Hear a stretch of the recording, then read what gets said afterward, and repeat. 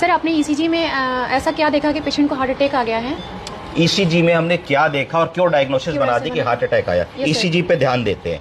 अब अगर ईसीजी पे हम लोग ध्यान देते हैं तो हम ईसीजी को देखते हैं कि ईसीजी में हमारी लीड 1 2 3, ठीक है, लीड 1 2 3 AVR AVL AVF और V1 से V6 तक दिखती हैं, तो इसको 12 लीड ईसीजी कहा जाता है। क्या कहा जाता है? 6 और 6 12 लीड खींचता है। अब मैंने इसमें देखा, अरे ये लीड 2, ये लीड 2, ये लीड 3 और ये लीड AVF में तो ST एलिवेशन हो रहा है। ST ऐसे करके घूम रहा है ना, ST एलिवेशन ये दिखा ST एलिवेशन, ये दिखा ST एलिवेशन लीड 2 में, लीड 3 में दिखा ST एलिवेशन और AVF में दिखा ST एलिवेशन। तो जैसे ही ये सारी चीज़ें हमको दिखी, साथ में मरीज 3 घंटे से चेस्ट पेन की हिस्ट्री दे रहा है, साथ में ट्रोपोनिन T का कार्ड टेस्ट भी पॉजिटिव आ गया, मरीज डिस्निक है, सांस ले रहा है, ओल्ड डायबिटिक है 25 साल से 30 साल से, तो ये सारी चीज़ें तुरंत एक हार्ट अटैक को कंफर्म करने के लिए सफिशिएंट हैं। Symptoms in the patient, ST changes in the ECG, इसका मतलब है on going acute heart attack है, अभी क्यू वेव नहीं आई है। अभी अगर आप समय रहते मरीज को अगर एक ऐसी दवा लगा देंगे जो थक्के को डिसॉल्व कर देगा तो मरीज का हार्ट अटैक रुक जाएगा, हार्ट में डैमेज होना बच जाएगा। या उसको कैथ लैब की सुविधा है तो कैथ लैब में ले जा करके अगर आप उसकी एंजियोग्राफी करके एंजियोप्लास्टी कर देंगे तो भी ये बच जाएगा।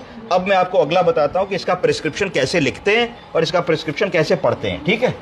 अब ऐसे पेशेंट को जब हमने देखा तो हमने लिखा कि उसको मूल बीमारियां क्या क्या हैं। तो हमने लिखा भाई डायबिटीज है, तो हमने लिख दिया follow through case of diabetes and blood pressure, कब से है ये भी लिख दिया। फिर हमने लिखा coronary artery disease presented with acute inferior wall MI। क्यों इंफीरियर वॉल? क्योंकि लीड 2 3 और AVF में चेंजेस हैं, तो लीड 2 और 3 और AVF इंफीरियर वॉल को दिखाता है। हमेशा समझे, हार्ट की सामने वाली सतह को एंटीरियर वॉल कहेंगे। क्या कहेंगे? Anterior wall. पीछे वाली को पोस्टीरियर वॉल कहेंगे, नीचे वाली को इंफीरियर वॉल कहेंगे और बीच वाली को लेटरल वॉल कहेंगे। तो जनरली 4 प्रकार के MI हो सकते हैं। कौन कौन से? Anterior wall, posterior wall, inferior wall, lateral wall.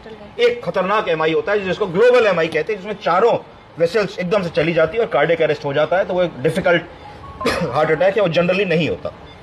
फिर हमने इको में देखा, तो इको में देखा कि एलवी डिस्फंक्शन है, लेफ्ट वेंट्रिकल जिस तरीके से पिचकनी चाहिए और फूलनी चाहिए, जिसको कॉन्ट्रैक्टिबिलिटी कहते हैं, वो गड़बड़ होती चली जा रही। इजेक्शन फ्रैक्शन कम हो गया, नॉर्मली इजेक्शन फ्रैक्शन मरीज का 65% के आसपास होना चाहिए, 45% रिकॉर्ड हो रहा है, तो इजेक्शन फ्रैक्शन कम हो गया। उसके बाद हमने क्या देखा? ECG में हमने देखा कि लीड 2 3 AVF में ST चेंजेस है, तो हमने लिख दिया कि लीड 2 3 AVF में ST चेंजेस आ रहे हैं और ECG लगा दिया। उसके बाद हमने 2D इको करा, तो 2D इको में हमें दिखा कि जो राइट कोरोनरी आर्टरी होती है वो कैसी है? हाइपोकाइनेटिक है, हाइपोकाइनेटिक है।